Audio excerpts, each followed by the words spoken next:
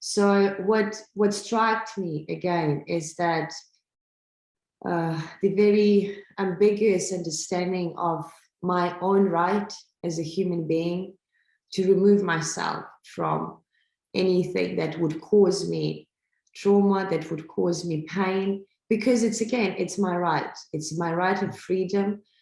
And now in these circumstances, I don't have that right, nor do I want, nor do I wish for that right, because now it's a moral imperative, which in my case, I am blessed with my upbringing and, you know, my surrounding that I had opportunity to challenge that moral imperative, because again, it's not something given, you live it, you go through adversities, and that moral duty, it becomes more stronger.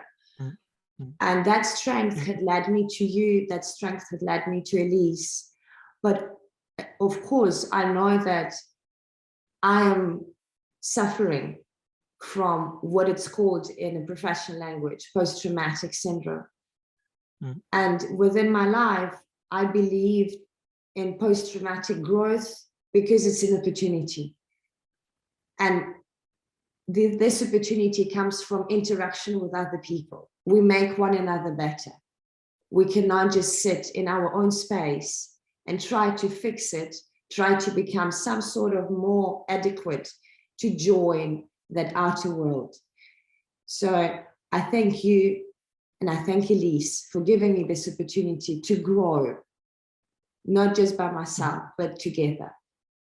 And I'd like you to have your word now and your thoughts. Okay, first I can say a word about me.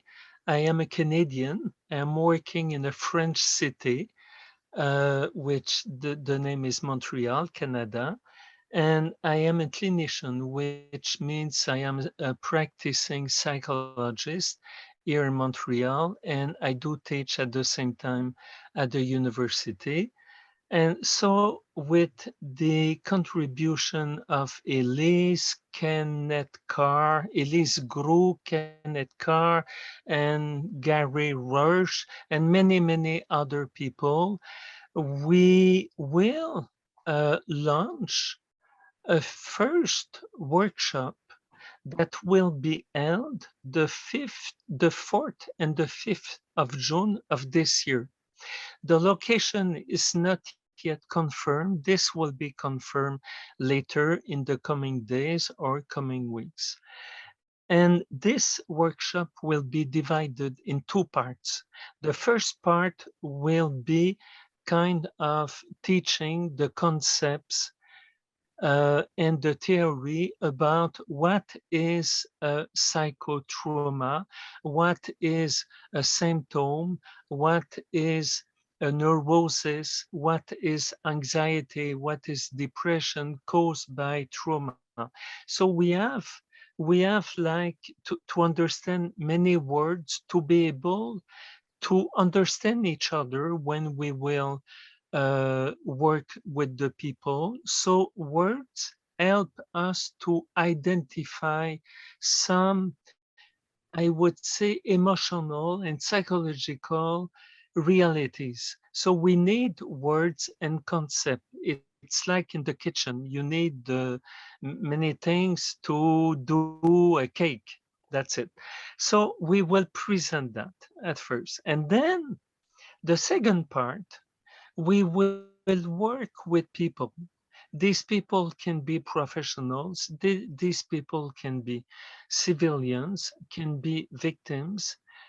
We offer our understanding and our help to try to work with these people, to help them to recover from the psychotrauma, or if I use other words, to dissolve the psychotrauma. We have to understand that a psychotrauma is the result of sudden and intense overstimulation. It's emotional, stimulation, it's intellectual stimulation, it's physical stimulation, and you add the adjective bad to everything. Bad stimulation, bad emotions, bad wants, physical wants. So the fact that it is intense and sudden, it put the brain and the body in I would say in a state of shock. And this is what we call psychotrauma. We cannot think the same way, we cannot feel the same way, we cannot understand, we cannot concentrate, we cry all the time, we are anxious, we are trembling. This is the psychotrauma. What we would like to offer is the possibility to cure the people who will work with us in that workshop. And we have to say that it is not magic. It is not something that it's like a pill that we have one intervention and it's finished. But we would like to show how to work with the peoples, with interviews, with individual or group or family interviews in which we have to listen, we have to say things that will help to dissolve day after day the psychotrauma. So the workshop we will present will have these two components, understanding theoretically and help the people to suffer less. So this is the workshop. And Taina and me, so you and me, we will help, we will be like the navigators for the people who will participate to that workshop.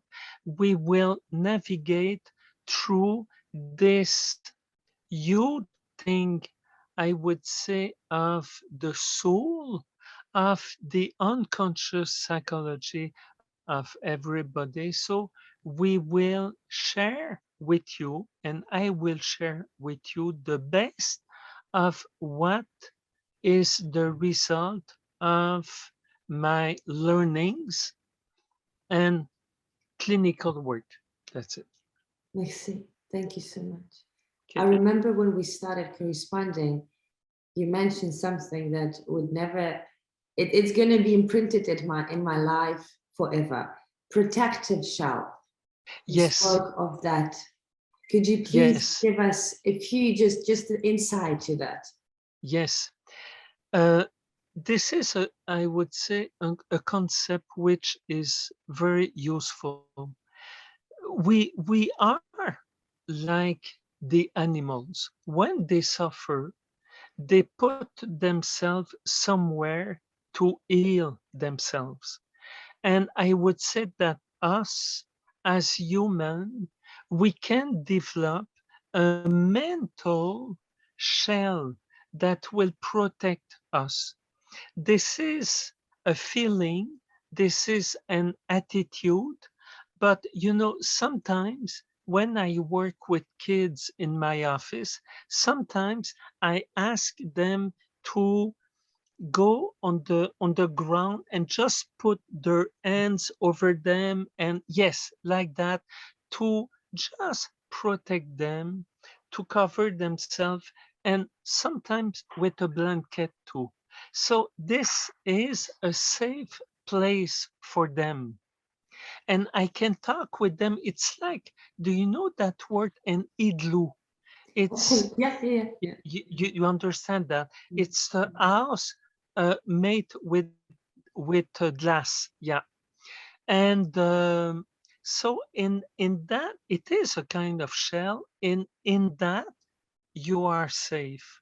So it is possible to develop a such mental shell that protect us from the negative stimulation that comes from outside. Yeah, it's something that I would like to explain, and something that I would like to experience during the workshop.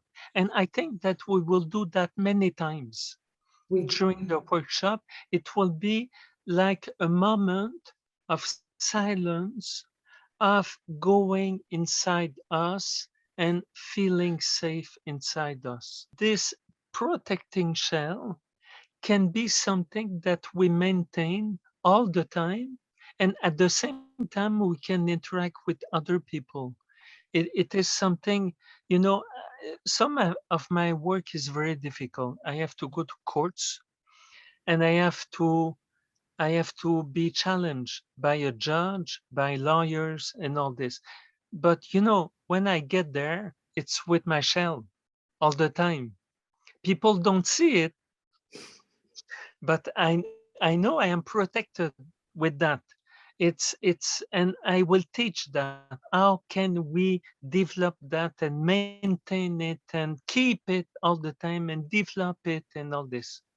Further responsibility that we are about to take, because again, what you mentioned as in terms of navigation, the social worker, psychotherapist, and actually every single human being of Ukraine who had and is being under this ongoing trauma, because there's another point that you mentioned, that this is a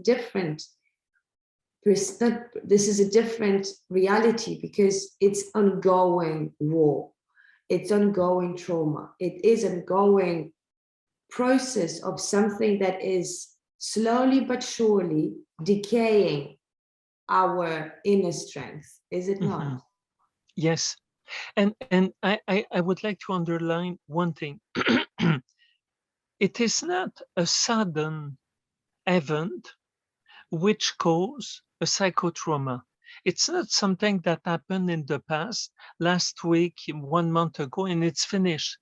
And we are still in state of shock. It is something that is ongoing. So I would say that what we have to do together is make every Ukrainian a specialist in psychology to help themselves. So we have to teach, we have to teach, we have to teach. And the people, they do have this capacity, but it will go better if we can help. And again, sometimes some people are able to talk of their pain, of their psychological pain, and some other people, they don't have the words. It's difficult for them to communicate. And I just want to say that with either one or the other, it's possible to do something. It's possible to help. We have to change the methodology, but it's possible to help everybody. I would like that our workshop be spread, um, like, um, how can I say that? That what we will do, people will spread that out and to communicate to other people. So each participant will maybe have his own workshop and work with people and help people to heal themselves. And then it will get bigger and bigger and bigger, and we will reach more and more people. Yeah. Merci. Remember when you were saying healing together and the Yes, power of healing that. together. Yeah. This is so important.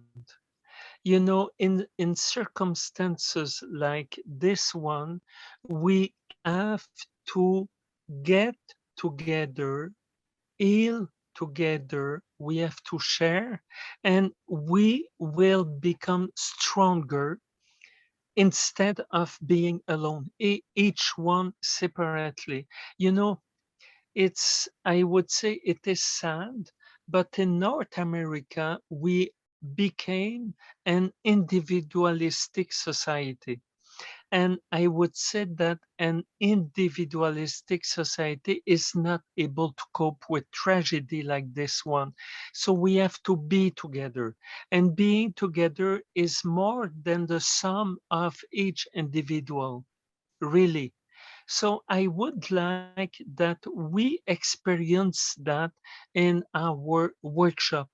I would like that when the people will leave the workshop, that they have inside them a vital force that they will share with other people. You see, yeah.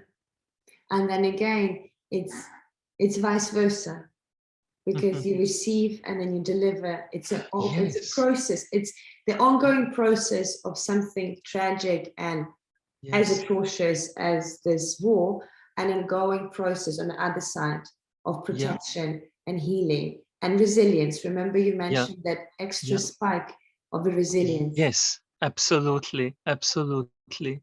And I would say something else. We have in Canada, maybe 60 years ago, we have a governor general. In Canada, you have like the prime minister who is the president of the country, but over him you have another position. This is the representative of the Queen in United Kingdom. Yeah. So the name is Governor General, General Governor, GG. So we had one. He wrote a book, and the title of that book was My Weakness is My Force. This is nice. This is what I would like to develop with you. Our weaknesses will become our mental and physical and psychological force. Yeah. It's a resource. Yeah, it's a resource that we need to use wisely. Merci beaucoup. In terms of our future friends, because in the end of the day, it is a friendship. It's not even a partnership. It's not. It's a it's a pure friendship. It's an intimate friendship. Yes, absolutely. Very absolutely and sincere. So would they be able to, after workshop and after they go in the outer world of this, healing process, would they be able to communicate with us? Would they be able to ask us for further guidance? What do you think? Oh, yes. Oh, yes. We have to say that it will be all the time an interactive workshop. So all the time we work with questions, remarks. Yes, this is the way I prefer. I do not like, I don't like when I am the only one who is talking. What is, we have to have this interaction, live interaction all the time during the workshop. Yes, absolutely. And after, thank you so much. We prepare some material.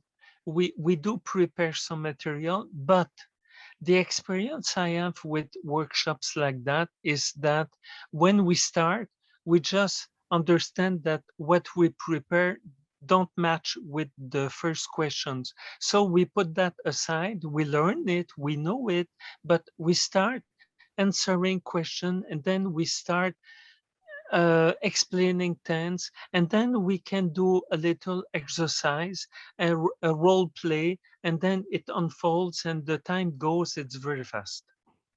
Gilles, is there anything that we should prepare ourselves for before the workshop?